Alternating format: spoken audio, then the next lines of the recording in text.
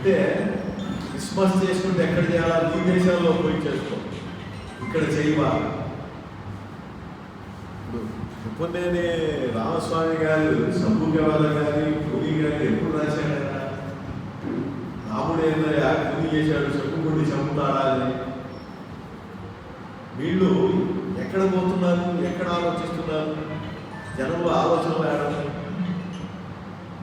హిందూ మతాన్ని ఇందాక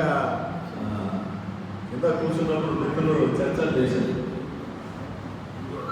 హిందూ మతానికి వేరు ప్రతినిధులు అన్నాడు. హిందూ మతం శబ్దం ఎప్పటి నుంచి ఉందా అంటే వేదాల్లో కానీ, ఉపనిషత్తులో కానీ, దర్శనాలు కానీ, రామాయణ భారతాల్లో కానీ ఎక్కడ లేదు.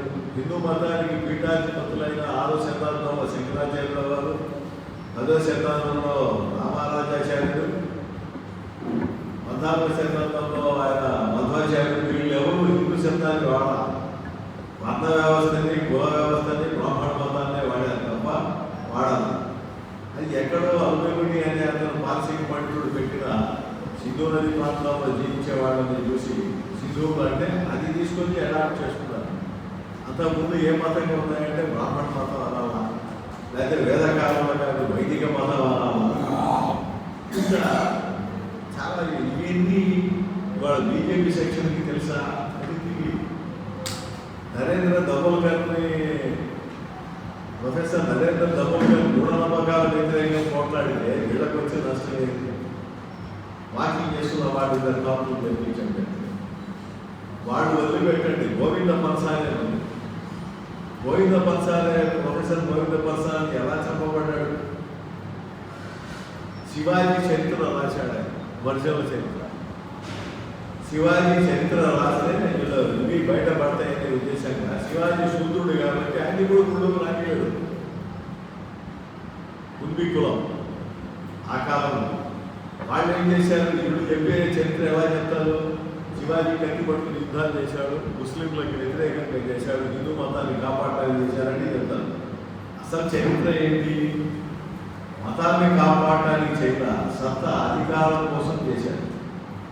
ఆయన చిన్న ఒక రాజ్యాన్ని స్థాపించుకుంటే దాన్ని పట్టాభిషేకం చేయడానికి ఒక బ్రాహ్మణుడు దొరకదంటే కాశీలో నుంచి ఒక పండితుడిని తీసుకొచ్చారంటే పీఠాలు పెట్టుకుని ఆయన గగభట్టు అని ఆయన చేత కిరీటం పెట్టి దాన్ని చేయాల, పట్టాభిషేకం శిష్యుడిని చేయాలి. శివాజీ మొత్తం చేశాడు. ఆయన అంత బంగారం, 8 మంది మంత్రులు, బ్రాహ్మణుడికి మంత్రులు లంచంగా ఇచ్చేటట్టు చేస్తే ఆయన తూతు మంత్రంగా పట్టాభిషేకుడిని చేశాడు. బొట్టు పెట్టాలి కదా, బొట్టేల గురించి తీసుకెళ్ళి ఆయన పెట్టాడు. అది సాంఘిక పరిస్థితి అక్కడ. విశ్వబ్రాహ్మణుడు అంటే సామాన్యమైనది కాదు. అంత శివాజీని చేశారు. ఆయన కుమారుడు వచ్చిన తర్వాత తెలుసుకొని నలుగురికి తలలు తీయించాడు. ఇటువంటివి జరిగి ఉన్నాయి. తీసుకెళ్ళి ఔరంగజేబు దగ్గర చెప్పింది వీళ్ళే శివాజీ మీద మిత్రుడు. అలా చెప్పారని వర్జన చరిత్ర రాసిన గోవింద పన్సాలని హత్య చేయబడింది. అంటే చరిత్రగా ఉండకూడదు, దానికి రివర్స్గానే ఉండాలా అనేది వాడు. అలాగే కల్బుర్గి, ఇందాక చెప్పినట్టు గౌరీ లంకేష్ వాడు ఎలా చచ్చారు? చచ్చి వాడు చంపేవాడా దుర్మార్గులు చచ్చారని చరిత్ర నాయకులు అంటారు. ప్రధాని గారు అంటాడు, వెంకయ్య గారు అంటాడు. నోటికి ఏది వస్తాయని మాట్లాడతాం. అంటే ఎక్కడ తీసుకెళ్ళాలని, ఏం చేద్దామని, దీన్ని భారతదేశాన్ని ఏం చేద్దామని ఏమైనా చేయవచ్చు. ఎందుకంటే సెక్యులర్ రాజ్యాంగం అని రాసుకున్నామండి. మనుషులు సెక్యులర్ కాదు.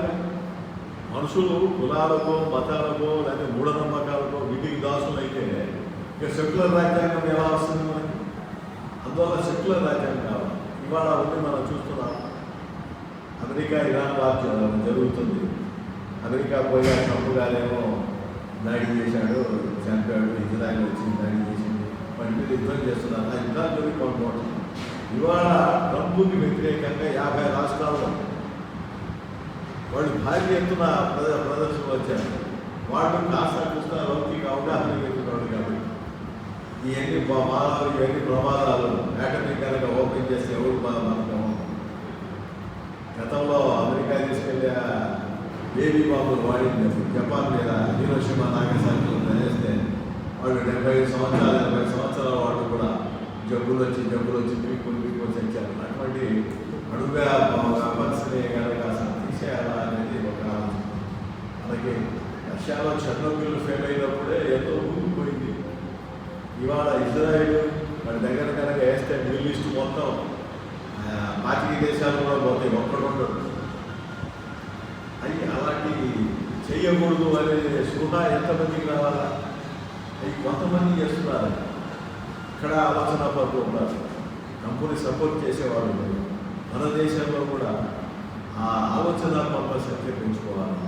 హేతువాదం, మానవవాదం, నాస్తికవాదం ఏదైనా సరే ఈ వాదాలన్నీ ఏంటంటే స్వేచ్ఛ ఆలోచనలు దారి చూపేవిగా ఉండాలా అనేది.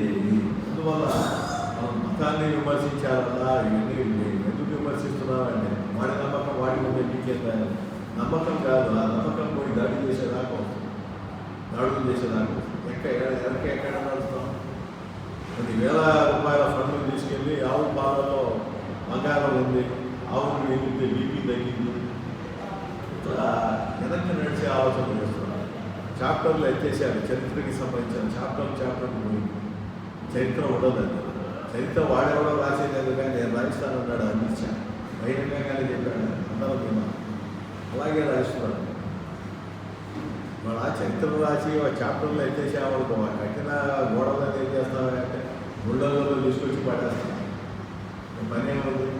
అంత ముందుగా పుష్యపుత్ర శుభుడు బౌద్ధారావాల్ని దాదాపు 3,600 నేలపట్టం చేయించినట్టు చరిత్ర చెప్పి 2 నిమిషాలు అసలు మ్యాటర్ దగ్గరకు వచ్చేటప్పుడు ఆపించాను. సుబ్బా దగ్గరికి ఇష్టమైంది నీకు చెప్పాలి చెప్పారు. మనకి రినైజాన్స్ అంటారు చూడండి. రినైజాన్స్ జ్ఞాన పునర్వికాసం ఎక్కడి నుంచి వచ్చిందంటే మన ఇటలీ. ఇప్పుడు ఈ శాస్త్రవేత్తలు ఎక్కడైతే చంపబడ్డారో, భూలో అవమానించబడ్డారో, దాన్ని ఇటువంటి అక్కడి నుంచి వాళ్ళకి ఆలోచన పెరిగి మతాన్ని తిరస్కరించింది, క్రైస్తవాన్ని తిరస్కరించి అబ్బాయి నీ క్రైస్తవంలో ఉండాము, నీ బైబిల్ ఉంటే ఉండాము, ఇది మార్చడానికి లేదు, ఇది ఉండాల్సిందే, ఇది సైన్స్ అనే దాకా వచ్చింది. ఆశ్చర్యం ఏంటంటే మనకి ఈ 200-300 సంవత్సరాలు భారతదేశంలో స్థితి ఏంటి?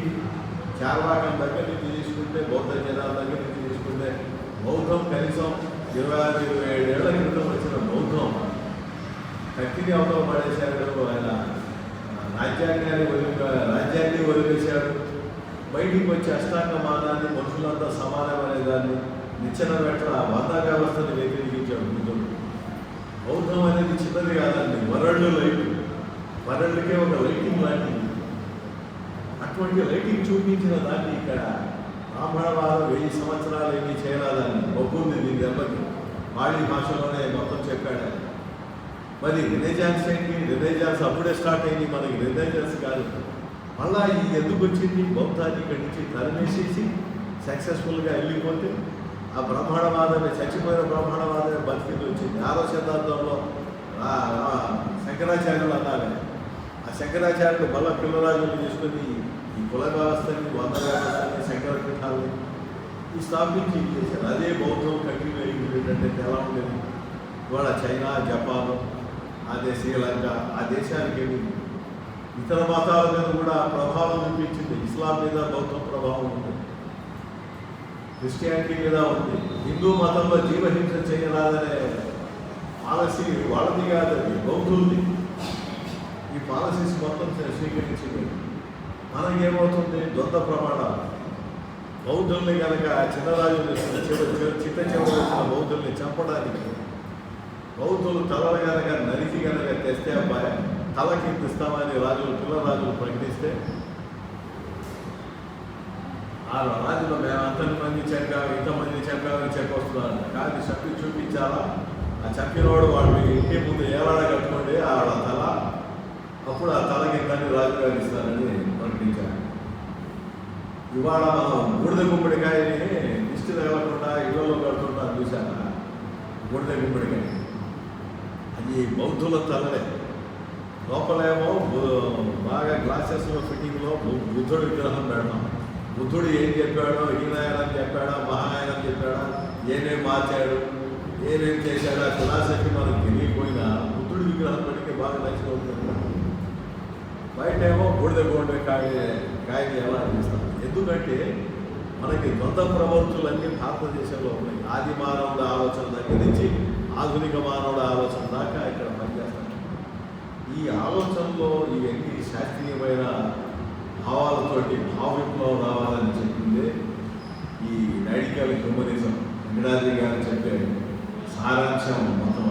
ఈ సారాంశాన్ని అర్థం చేసుకున్న వాళ్ళల్లో నావి సుబ్బారావు గారు కూడా చెప్తూ సత్యనారాయణ గారు అందరి గారు మాట్లాడాల్సిన చాలా ఉన్నారు కాబట్టి మాట్లాడాల్సిన